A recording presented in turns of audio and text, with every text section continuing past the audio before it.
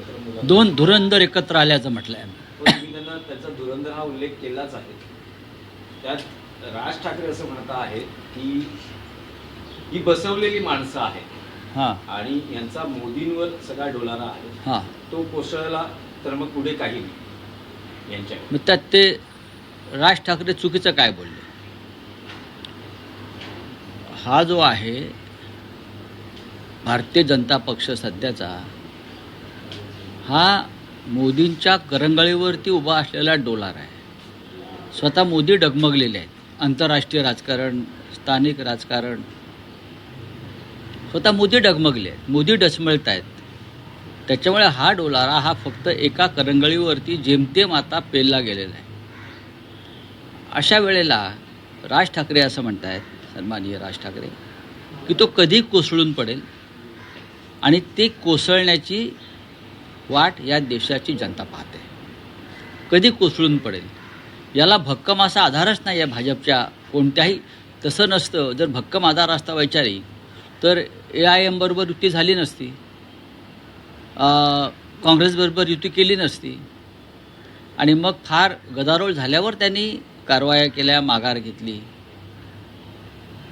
रावसाहेब, ठाकरे मुलाखतीचा खूप गाजावाजा होतो आहे, पण काल राज्याचे मुख्यमंत्री देवेंद्र फडणवीस यांनी मुलाखतीत असं म्हटलं आहे की ब्रँड ठाकरे, जो या निवडणुकीत सतत उल्लेख होतो ब्रँड ठाकरे, तर बाळासाहेबांशिवाय कोणताही दुसरा ब्रँड नाही आणि या निवडणुकीत ब्रँड सांगणाऱ्यांचा बँड वाजवू. ठीक आहे, त्यांनी ब्रँडची ब्रँडी पाहिली आहे थोडीशी, बरं का, त्यांच्या, पण ती शाकाहारी ब्रँडी आहे गुजरातची, त्याच्यामुळे त्यांना ती चढणार नाही. प्रश्न असा आहे की तुम्ही कोण ठरवणार? शिवसेना प्रमुखांनंतर आम्ही निवडणुका लढलेलो आहोत त्यांच्याच आशीर्वादानं.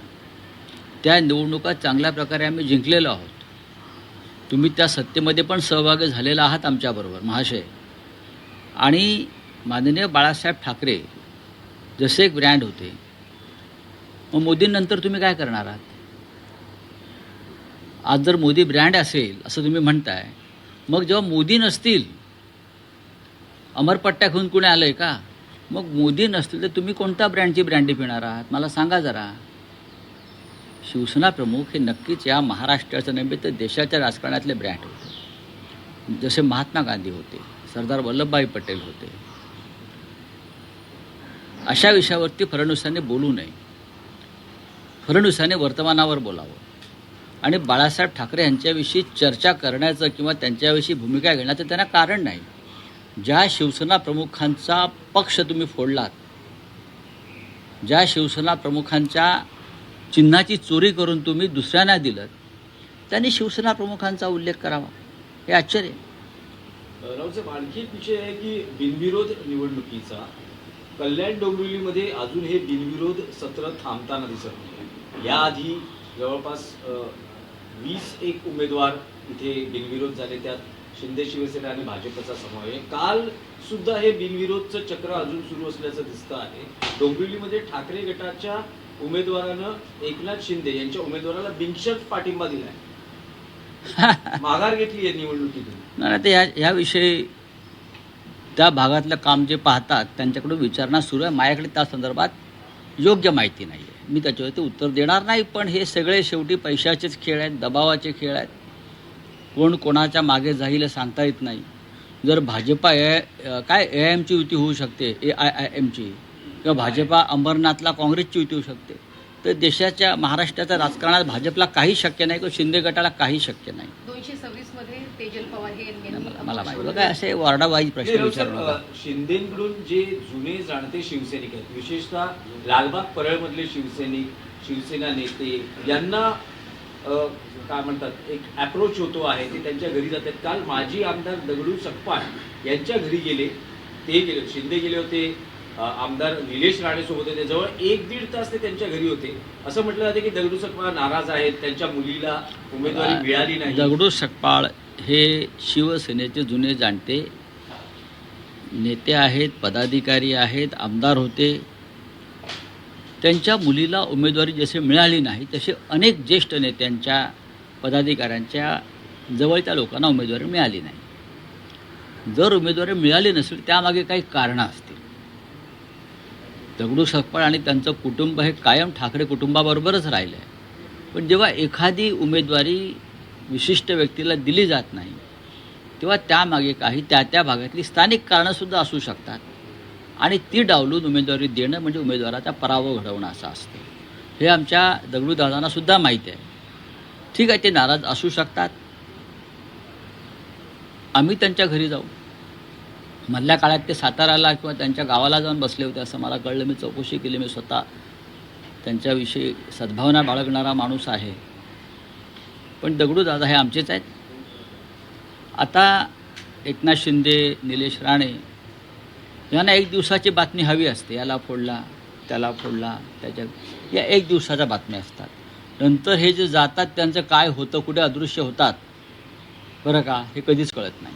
राऊतसाहेब, ईडीने भाजपचे नेते मोहित कंबोज यांच्या विरोधात यांच्याबाबतचा क्लोजर रिपोर्ट सादर केला आहे, तो स्वीकारला देखील नाही मला माहिती. क्लीन चिट मिळाली. बघा असं आहे की क्लोजर रिपोर्ट भाजपच्या नेत्यांविरुद्धच होणार ना, आमच्या विरुद्ध नाही होणार.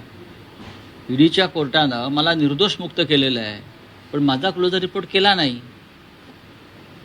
राऊतसाहेब, एक मोठा विषय आहे की असं म्हटलं जातं आहे की महापालिका निवडणुकांनंतर शरद पवार हे NDA सोबत जाण्याची दाट शक्यता यासाठी आहे. शरद पवारांचं मन वळवण्याची जबाबदारी अजित पवारांवर सोपवली असल्याचं कळतं आहे.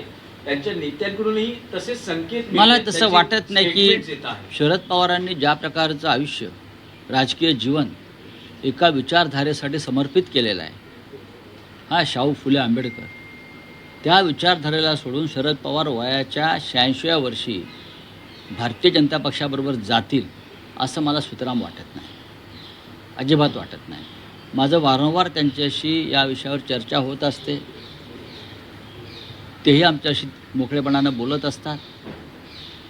एक फार मोठ्या विचारांची भूमिका घेऊन 50 वर्षापेक्षा जास्त काळ शरद पवार यांनी महाराष्ट्राच्या राजकारणामध्ये काम केलं. एक पिढी घडवली, अनेक पिढ्या घडवल्या आणि त्या पिढीलाही त्यांनी हाच वारसा दिला, या विचारांचा वारसा दिला यशवंतराव चव्हाणांपासून त्यांनी. मग अशा वेळेला मला वाटत नाही की माननीय पवारसाहेब हे या वयात इतकी वर्ष राजकारण केल्यावर जात्यंध धर्मांध शक्तींच्या मागे जाऊन स्वतःच्या कारकिर्दीला एक डाग लावून घेतील.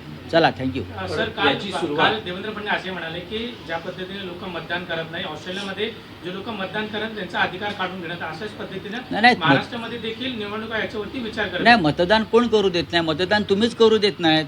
मतदार यादीतून नावं वगळून, SIR सारख्या योजना आणून, दहशत निर्माण करून गावागावात. खरं म्हणजे कारवाई राज्याच्या मुख्यमंत्र्यांवर आणि निवडणूक आयोगावर व्हायला पाहिजे या महाराष्ट्रात आणि देशात. पक्ष फोडून, पक्ष फोडायला निवडणूक आयोगांना मदत करून, मतदारामध्ये गोंधळ निर्माण करून मतदान करूच द्यायचं नाही. जे आपल्या विचाराच्या, आपल्या भूमिकेचे नाहीत त्यांना मतदान करू द्यायचं नाही. ऑस्ट्रेलिया कशाला सांगताय? महाराष्ट्रात बघा, नागपुरात बघा आणि मुंबईत बघा मिस्टर फडणवीस. चला, थँक्यू. काँग्रेसचे नेते, काँग्रेसचे 33 खासदार काही वर्षांपूर्वी बिनविरोध निवडून आले होते, तेव्हा लोकशाहीची हत्या झाली नाही का, असा सवाल फडणवीसांनी विचारला आहे. नाही, 33 खासदार जेव्हा देशभरात निवडून आले तेव्हाची राजकीय परिस्थिती ही आजच्यासारखी नव्हती. स्वातंत्र्यानंतर आणि स्वातंत्र्यपूर्व काळातसुद्धा जे वातावरण होतं त्याच्यामध्ये अनेक लोक निवडून आलेत बिनविरोध. मी तुम्हाला एक सांगतो की साताऱ्यामध्ये आनंदराव चव्हाण यांचं निधन झाल्यावर, म्हणजे पृथ्वीराज बाबांचे वडील, तिथे प्रेमला काकू चव्हाण त्यांच्या मातुश्रीनं उभं केलं. तेव्हा अटल बिहारी वाजपेयींनी ठरवलं की तिथे आपला उमेदवार टाकायचा नाही. अटल बिहारींनी ठरवलं आणि ती निवडणूक बिनविरोध झाली. अशा काही निवडणुका महाराष्ट्रामध्ये बिनविरोध झालेल्या आहेत, पण ती माणसं, बिनविरोध निवडून आलेली माणसं टोलेजंग होती आणि सर्व पक्षांनी ठरवलं. ते आधीच माघार नाही घेतली कोणी. बिनविरोधचा अर्थ अर्ज भरल्यावर माघार येणं नाही, सगळ्यांनी मिळून सहमतीनं ठरवणं की यशवंतराव चव्हाण निवडून चालले आहेत, भाऊसाहेब हिरे निवडून चालले आहेत, अमुक अमुक निवडून चालले आहेत, त्यांच्यासाठी उमेदवारी अर्ज न भरणं बऱ्याचदा आणि सामुदायिक निर्णय घेऊन त्यांना बिनविरोध निवडून देणं, यात फरक आहे. इंदिरा गांधी बिनविरोध निवडून नाही आल्या, एवढं मोठं महान व्यक्तिमत्व. राजीव गांधी नाही आले, स्वतः मोदी नाही आले हो, अमित शहा नाही आले. काय सांगताय तुम्ही? चला. एक विषय होता, फडणवीस असे म्हणाले एक की विषय होता. जो नगरसेवक बनतो तो मागच्या जन्मामध्ये पाप केलेला असतो, जो